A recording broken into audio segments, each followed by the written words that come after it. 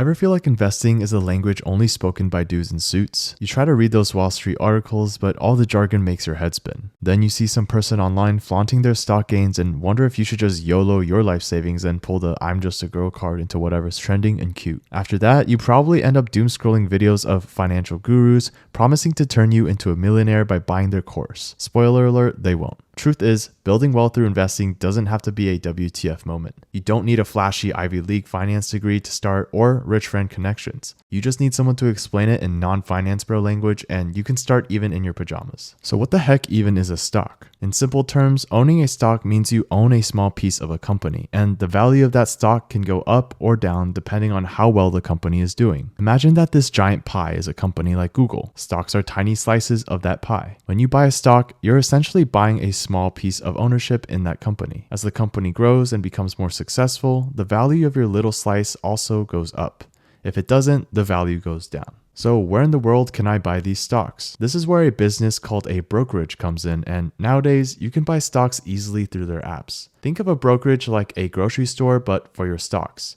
You can browse different companies and get to choose the ones that you want to buy and invest in, and the brokerage will handle the actual buying and selling for you. Now there's so many brokerages out there you can use, but in my opinion, Robinhood is still one of the easiest to use as a complete beginner. It's very user-friendly and walks you through how everything works. So when it comes to funding your account, you probably think you need Taylor Swift amount of money to start investing, but actually, you only need a couple of dollars. It's okay to start with small amounts and gradually add more as you learn and feel more comfortable. Even I first started with only $10 and slowly put more in as I understood what the heck was happening. To transfer your money into your account, you can just connect your bling bling bank account to your broker and boom! You're one step closer to investing. If you're stuck on this step, you can literally contact support and they can get you set up real easy. After you get that done, you're probably wondering, what the hell do I buy? So you're eyeing those Stanley Cups at Target and thinking, should I just invest in Target? People are going nuts for this stuff. Or maybe you're obsessed with sweet green salads and you can't get enough of it. Well, you totally can, but putting all your eggs in one company's basket may be risky. Imagine the one company you invested in gets slapped with a major lawsuit or everyone boycotts them for something terrible. The value of your stock could tank faster than you can say, where's my refund? So just like you wouldn't want to eat the same food every single day, it's way smarter to just spread out your money. Now that's where ETFs come in, which allows you to invest in multiple companies all at once, making it less risky. Think of an ETF like those variety chip bags you see in the grocery store. Instead of just buying one type of chip, you're buying many flavors of chips all at once. This way, if one chip bag goes really bad, you still have plenty of other yummy chips to eat. Now the downside to ETFs is that when a company does amazingly well, you only get a tiny taste of that success. It's like sharing the sampler platter with a big group. You won't get a huge portion, but you do get some exposure. Now some popular options are SPY or VOO to name a few. These are just ETFs that copy the performance of the top 500 companies in the US. Now I'm no certified financial advisor, but historically these ETFs like these can return around 7 to 10% each year. Now to help you understand this, let's use this compounding interest calculator. Let's say I start with $1,000 and I decide to put in $100 every single month for the next 40 years. Now, as I mentioned earlier, buying something like VOO or SPY can potentially give you 7 to 10% each year, so I'll just go with 8. After 40 years later, you can expect to see something like this. The blue line represents the amount of money you deposited over the 40 years,